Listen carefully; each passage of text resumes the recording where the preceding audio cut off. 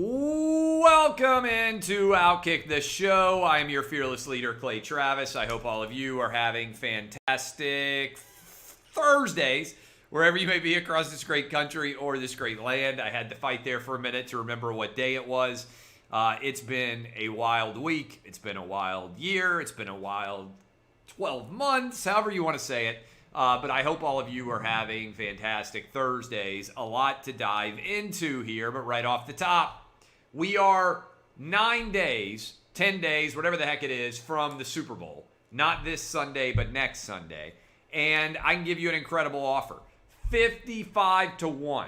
All you have to do is go to FanDuel.com/Clay. That's FanDuel.com/Clay. Get signed up right now, and you can be well on your way to saving an absolute bundle of money, hopefully, that you can spend on Valentine's or on whatever else you would like. You bet $5. If your side wins, either the Chiefs or the Bucks, you get back 55-1 payout. $5 turns into $275. You want to play both sides of this bet? Go find girlfriend, wife, husband, boyfriend, roommate, friend, whoever it is. You take one side, they take the other side. You're guaranteed with a $5 bet to win $275. Good luck. All you have to do is go to FanDuel.com/Clay. All right. Deshaun Watson making it an entertaining offseason in the NFL. I don't believe the Texans are going to move on from Deshaun Watson. I don't. And I also think the idea that the Texans are somehow an awful franchise. This is from my buddy Paul Pabst. Most playoff berths in the last decade in the NFL. Patriots, Packers, Seahawks, Chiefs. Then tied for the fifth most playoff appearances, the Texans alongside of the Ravens, the Saints, and the Steelers. The Texans are one of the 8 best teams in the NFL over the last decade. Deshaun Watson has been to the playoffs 2 of his 4 years. Remember, he also tore his ACL one of those years. And so this idea that the Texans are somehow a failing franchise is just not true.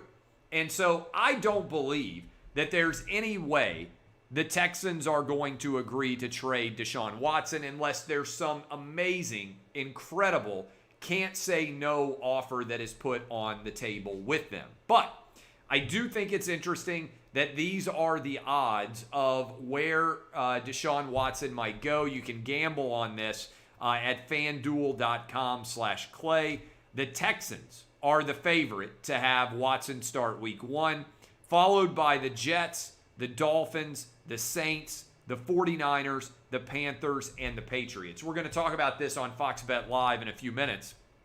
But let me tell you this. I don't think that the Texans are going to be willing to trade Deshaun Watson, period.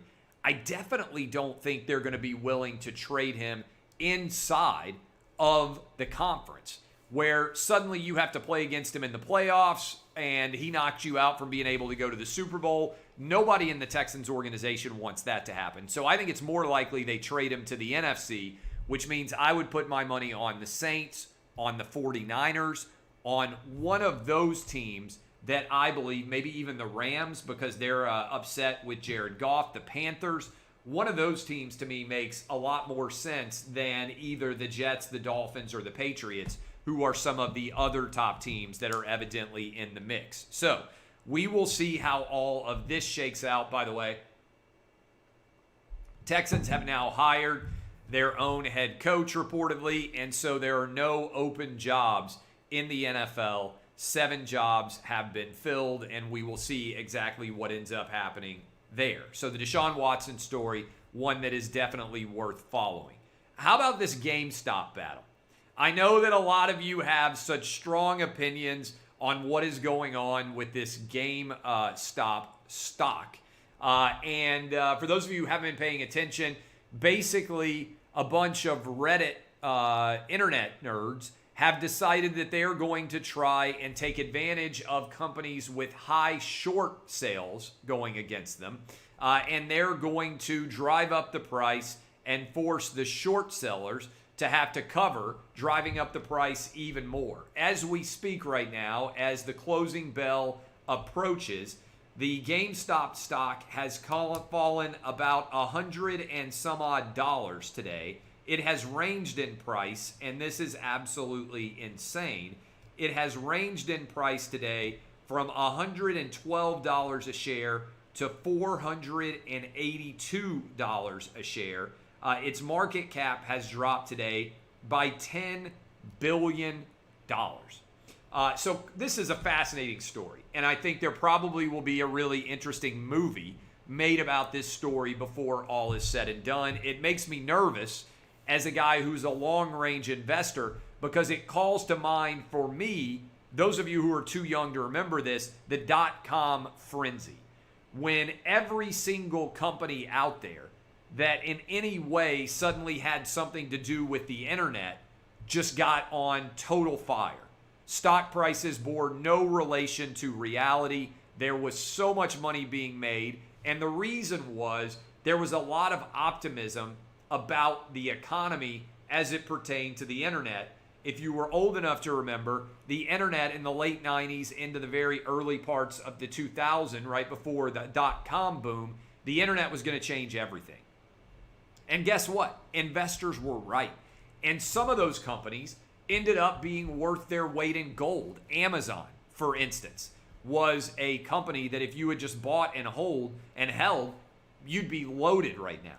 But then there were the pets.coms of the world that went public with no revenue, immediately kind of fell apart, and there was a bloodletting in the streets that was compounded by the recession and difficulties brought on by 9/11. So the dot-com implosion, I'm old enough to remember it. A lot of these younger investors are not old enough to remember it.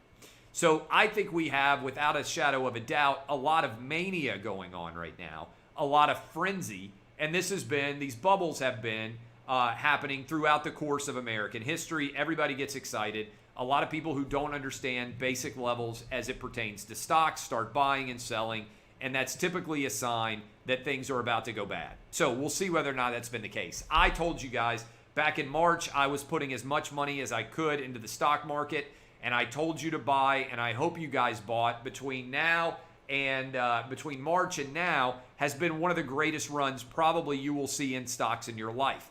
But over the past several months, I have started to withdraw my money from the stock market, the money that I want to pull out that's not long-term money, because I just think there's so much froth. I will say this.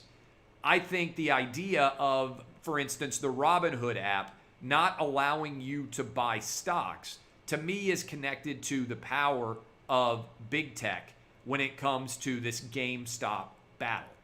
And what I mean by that is, remember when Twitter bounced Donald Trump and so many people who were liberal spoke out and said, well, it's in the terms of service. If you don't like it, you can go start your own Twitter.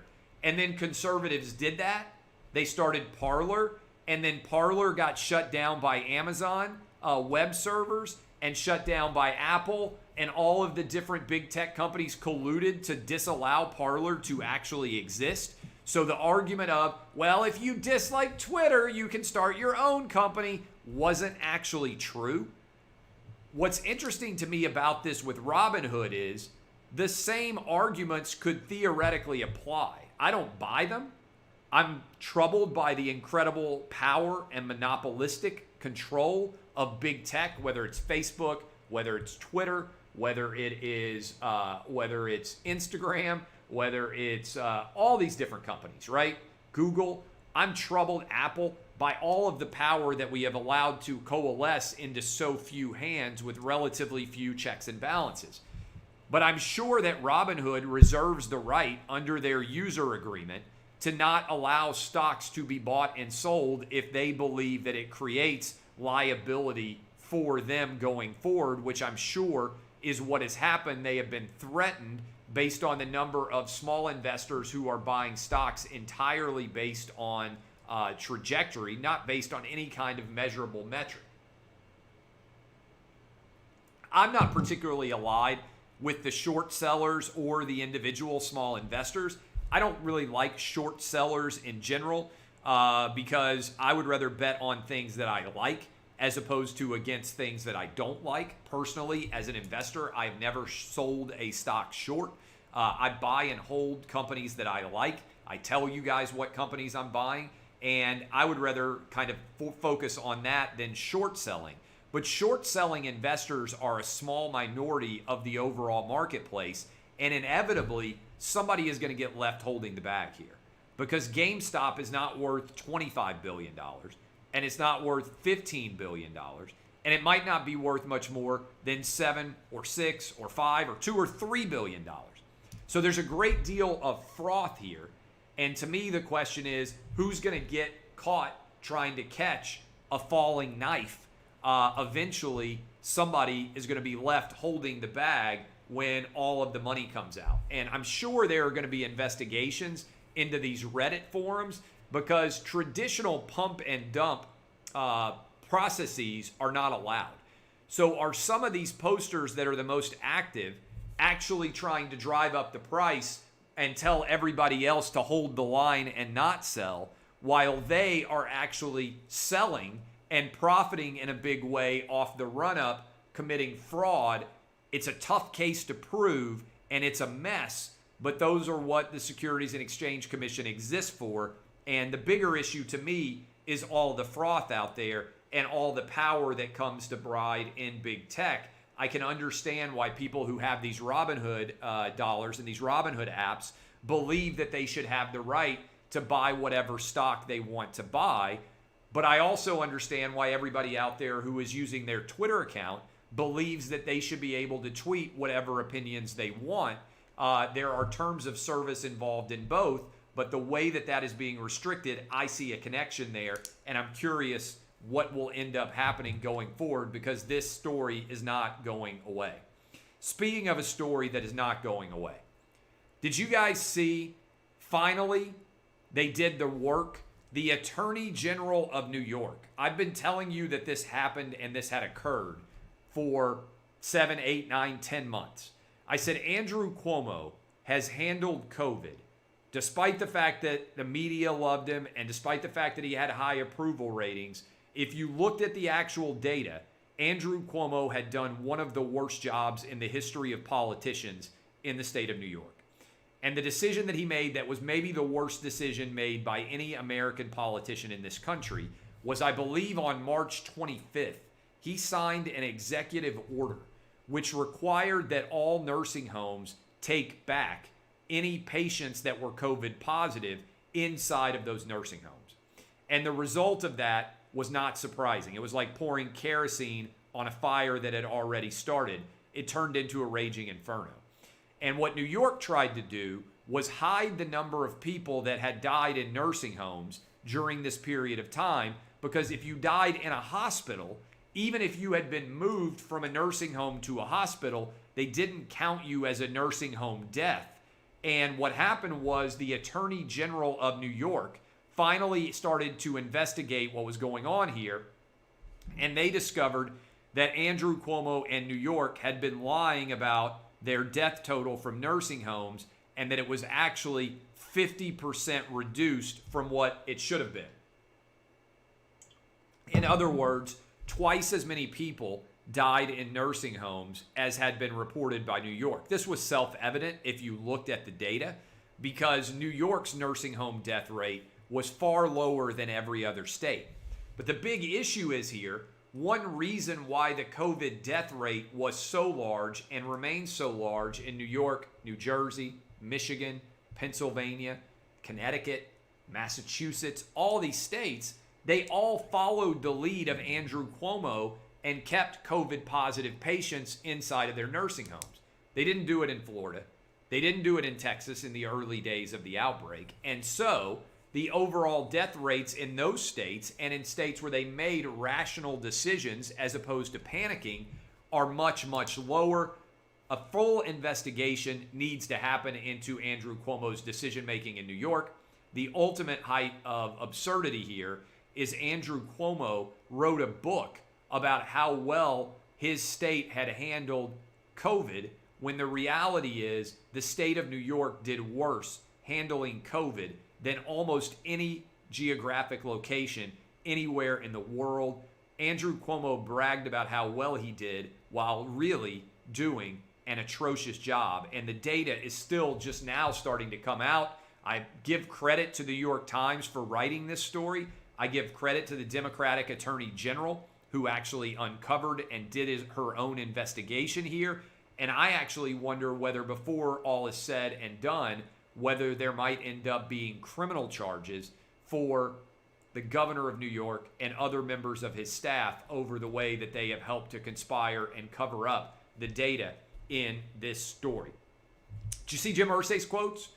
Jim Irsay is the owner of the Indianapolis Colts.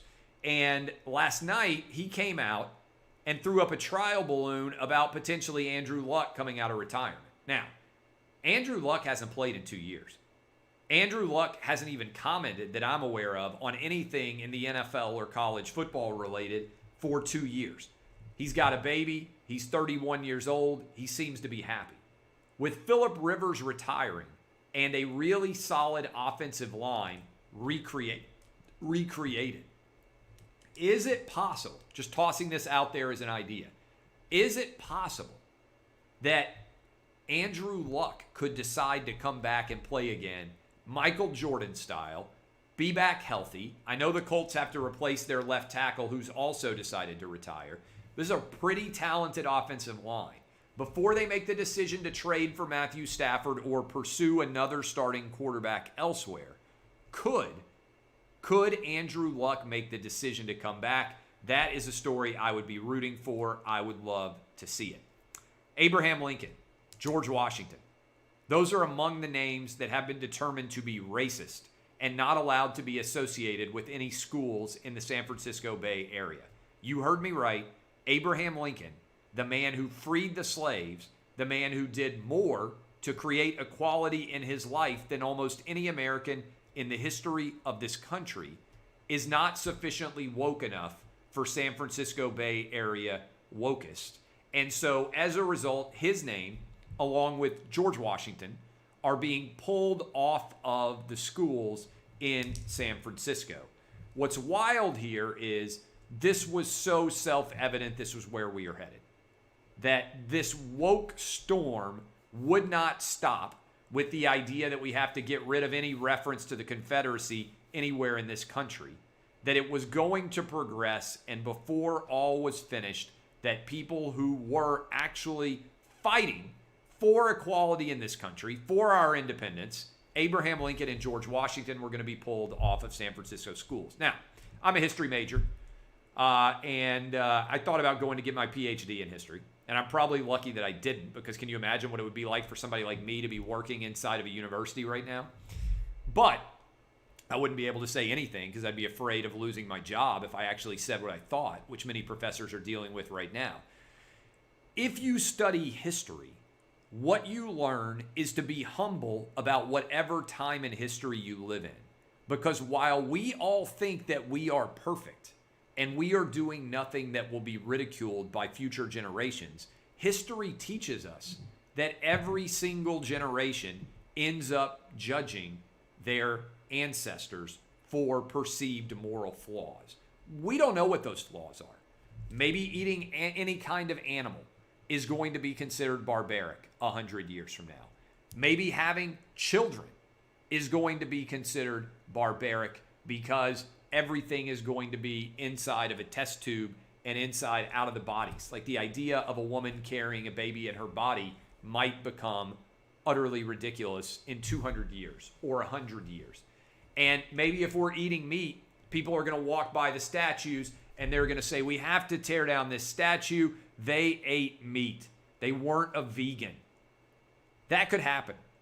The point is, whatever moral authority you think you occupy today, you will be judged and found failing by someone in the future. History doesn't stop. And so the scolds of today will become the social pariahs of the future because all of us do something that will be considered awful by those that come after us. That is what history teaches us.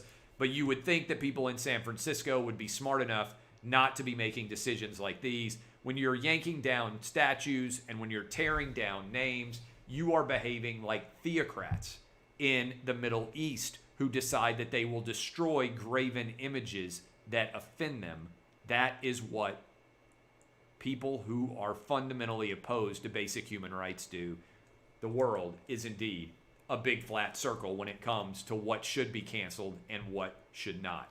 Finally, I've been talking about how stupid and worthless of a job Tennessee did when it came to hiring Josh Heupel as their next head coach.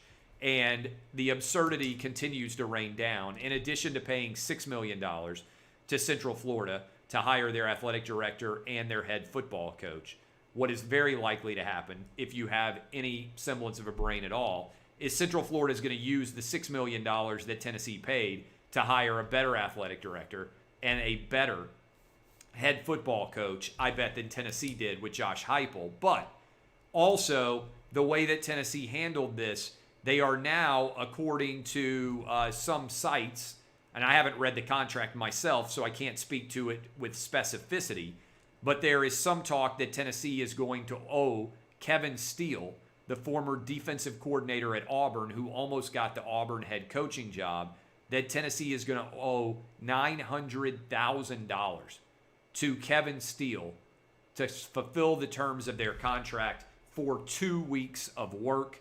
If that actually is true, you got to give Tennessee the all-time buyout crown. They refused to pay Jeremy Pruitt his buyout, burned down the house because they wanted to remodel the kitchen, and now they may owe Kevin Steele an additional $900,000. My name is Clay Travis. I hope you guys enjoyed OutKick the Show here. I'll be on television in about a little bit less than an hour on FS1 on Fox Bet Live. Hope you check that out at 5 o'clock Eastern, 4 o'clock Central, 3 o'clock Mountain, 2 o'clock Pacific. And I would encourage you, go sign up, 55 to 1. $5 turns into $275. All you have to do is go to FanDuel.com/Clay. This has been OutKick the Show. DBAP, unless you need to SBAP.